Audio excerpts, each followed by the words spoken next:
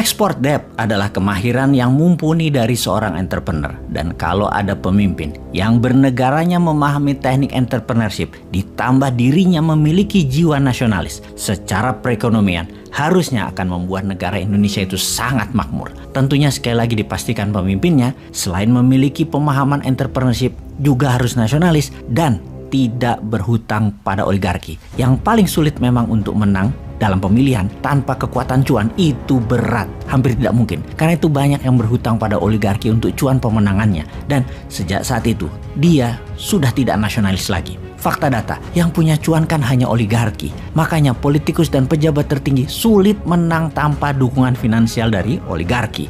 Itu adalah fakta. Selama oligarki jadi bohir dan jadi sponsor, maka rakyat selamanya akan jadi penonton dan hanya jadi pasar. Saat ini, para calon yang ada semuanya adalah birokrat. Tidak ada yang berangkat dari entrepreneur nasionalis tanpa aliansi politik oligarki. Para birokrat ini menjadi terkenal karena pakai anggaran Pemda dan anggaran pemerintah pusat. Pakai bayar wartawan dan orang media yang dibayari pakai pajak rakyat. Yang murni swasta tidak akan kuat duitnya untuk membuat acara peresmian-peresmian tersebut. Jadi menjadi birokrat sungguh bukan jalan satu-satunya untuk menjadi pemimpin bangsa. Harus dibukakan jalan lain, dari akses lain, dari alternatif lain. Misalnya begitu zero threshold, pasti puluhan kontestannya, dan ketika masuk top 5 barulah partai politik memetiknya. Jadi adakan dulu konvensi nasional, non partai, murni individu calon tersebut dipajang dulu di etalase, duel konsep, duel visi misi, duel kapasitas, duel kapabilitas. Nah,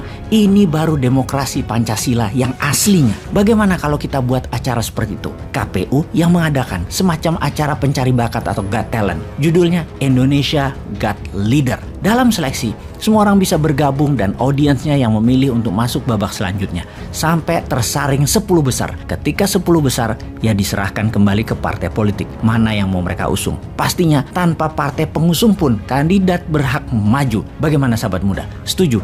Ayo buat resolusi dan kerahkan kekuatan Anda. Ekspresikan ide ini demi Indonesia berdaulat atau Indonesia akan tetap jadi korban hutang. Sahabat semua, kita kembali ke export debt yang saya contohkan dari apa yang pebisnis biasa lakukan, dan kali ini pengalaman pribadi saya. Saya memiliki sebuah mesin pirolisis untuk membuat oli bekas jadi bensin, jadi solar atau MFO, Marine Fuel Oil, di Pasuruan, Jawa Timur.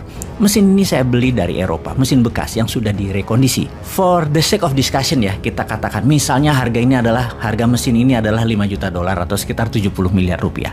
Ini adalah peristiwa 10 tahun yang lalu. Saya meminjam dana 80% dari bank asing. Ketika di tahun keempat, kewajiban hutang tinggal 50%, saya mencari mitra di Malaysia untuk membangun pabrik pirolisis. Di Malaysia banyak oli bekas yang mitra saya dapat kontraknya, dapat buangan dari Petronas. Singkat cerita, saya bilang ke mitra saya punya pabrik harganya 6-7 juta dolaran. Kalau kamu mau, kita pindahkan ke Malaysia.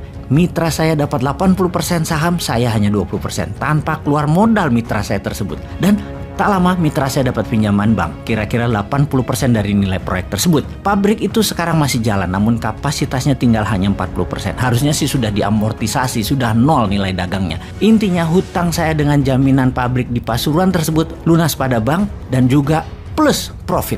Masih punya saham 20% lagi di Malaysia. Kali ini yang berhutang adalah mitra saya yang di Malaysia. Itulah yang dinamakan export debt yang banyak dilakukan oleh pengusaha dari negeri kakak tertua yang jadi pujaan banyak pejabat di sebuah negara. Cerita pirolisis adalah kisah nyata. Mudah-mudahan sahabat semua jangan sampai membayangkan ada pabrik di Sulawesi atau ada proyek yang banyak di Indonesia semodel begini yang bernama export debt. Itu tidak ada. Pengusahanya merangkap pejabat, semuanya pinter, tidak oportunis, tidak mumpung jabat, juga tidak berhutang pada oligarki. Mereka semua pasti nasionalis.